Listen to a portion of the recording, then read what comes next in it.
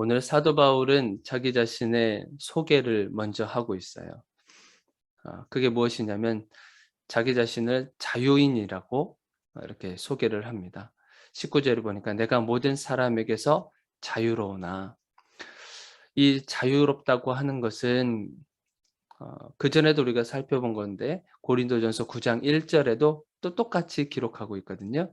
내가 자유인이 아니냐, 이렇게 하면서 자신에 대해서 설명을 해 주고 있는데, 과연 무엇으로부터 자유로움을 얘기하는 걸까요? 그것은 사람으로부터 자유로운 것을 말한 겁니다. 사람으로부터 자유로울 수 있다고 하면 마음이 참 편안할 것 같아요. 사람의 눈치를 보지 않아도 되고, 사람의 어떠한 판단, 다른 사람으로부터 오는 어떤 평가와 이런 것에서부터 자유로울 수만 있다면 아마 우리도 참 편안하게 살 수 있지 않을까라는 생각이 듭니다.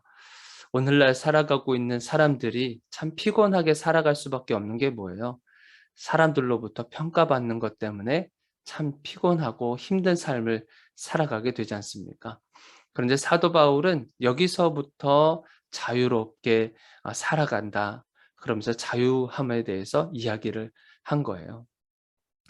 그러니까 판단할 분은 오직 누구만 판단하신다는 거죠? 오직 하나님만 판단하실 수 있다고 하는 것을 아주 정확하게 알고 있을 뿐만 아니라 삶 속에서도 그것을 적용하고 있는 거죠. 오직 하나님만이 나를 판단하실 수 있다.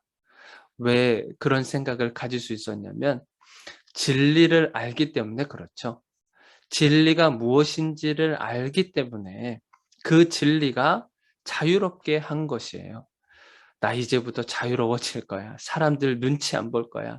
이러면서 다짐해서 이 사도 바울이 사람으로부터 자유로운 게 아니라 진리를 알기 때문에 자유로워진 거예요.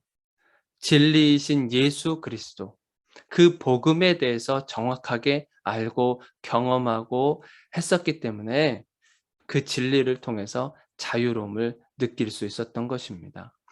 자, 그러면서 참 희한한 말을 하고 있는 게 뭐냐면 19절에 우리 중간에 보니까 다시 한번 읽어 볼게요. 19절. 내가 모든 사람에게서 자유로우나 스스로 모든 사람에게 종이 된 것은 이라고 돼 있어요. 스스로 모든 사람에게 종이 되었다라고 또 좀 이해하기 어려운 말을 하고 있어요. 자유롭다고 했는데 지금 또다시 종이 되었다고 이렇게 말을 하고 있는 걸 보니까, 이 종이 되었다라고 하는 것은요, 자기 스스로 종으로 여긴 것을 말한 것이 아니죠. 자기의 정체성이 종이다라고, 이렇게 사람들의 종이다라고 이렇게 여긴 게 아니라 종이 되어 준 거죠. 정체성은, 이 사도 바울의 정체는 종이 아닌데도 불구하고 스스로 종이 되어 준 거예요. 무엇을 위해서일까요? 그 다음 말에 나오죠. 더 많은 사람을 얻고자 함이라. 사람을 얻기 위해서 스스로 종이 되어 준 겁니다. 그 대상이 누굴까요? 그 얻고자 하는 사람들의 대상. 20절부터 나오죠. 자, 20절부터 누가 나옵니까? 유대인들에게 내가 유대인과 같이 된 것은 유대인들을 얻고자 함이요. 율법 아래 있는 자들에게는 내가 율법 아래 있지 아니하지만 율법 아래 있는 자들과 같이 된 것은 율법 아래에 있는 자들을 얻고자 함이다. 그리고 율법 없는 자에게는 나도 그 율법 없는 자를 얻기 위해서 율법 없는 자와 같이 된 것이다. 이렇게 이야기를 하고 있는 거예요. 유대인들, 그리고 율법 아래에 있는 자들, 율법이 없는 자들, 이들을 스스로 종이 되어서 그들을 얻는 것이 이 사도 바울의 목적이었던 것입니다. 자, 근데 우리가 조금 깊이 좀 생각해 봐야 될 것은 뭐냐면, 동화됐다라고 하는 말 여러분들 아시죠? 동화되다.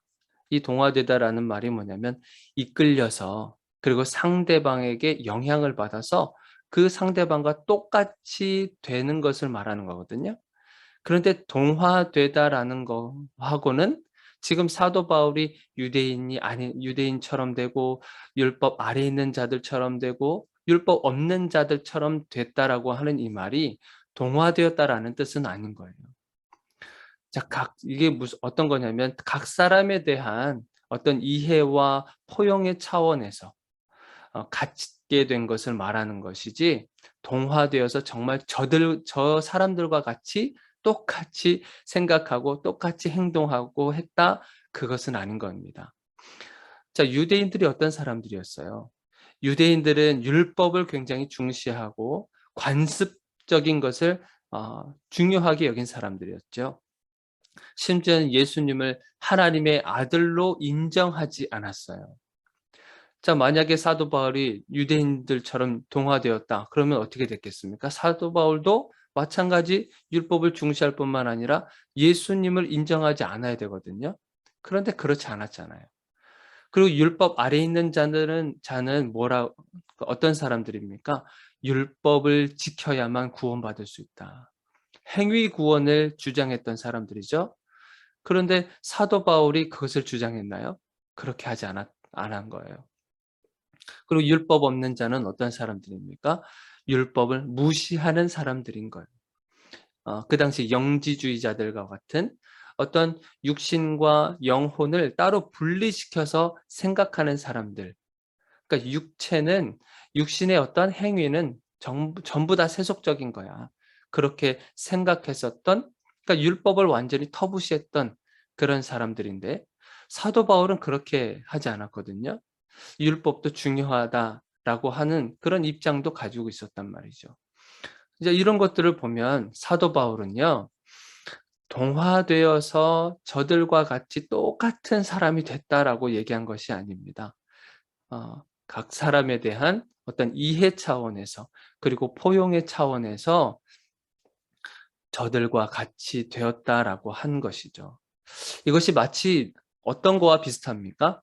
하나님께서 죄인인 우리들을 구원하시기 위해서 우리와 같은 육신의 몸을 가지고 이 땅에 오신 그 예수 그리스도의 모습을 볼 수 있지 않겠습니까?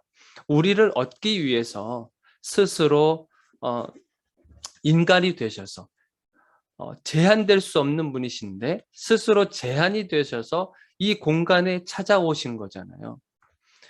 그렇다고 해서 예수님이 하나님이 아니다, 이런 거 아니지 않습니까? 하나님이 곧 예수님이고 예수님이 곧 하나님이신데 스스로 그렇게 제한되셔서 이 땅에 오셔서 저와 여러분들을 구원해 주셨다고 하는 사실인 거예요. 그러니까 사도 바울도 마찬가지. 사도 바울은요, 스스로 자기 자신을 종으로 여긴 것이 아니라 종이 되어 준 것입니다, 저 사람들을 얻기 위해서. 사도 바울은 아주 정체성이 분명한 사람들이거든요. 그것이 정확하고, 그렇다고 한다면 얼마든지 우리가 이 세상 가운데 살아갈 때에 동화되지 않고, 저 사람들을 어떤 전도의 대상으로 본다든지 영혼을 살리기 위한 하나의 그런 것으로 우리가 생각할 수가 있게 되는 거죠.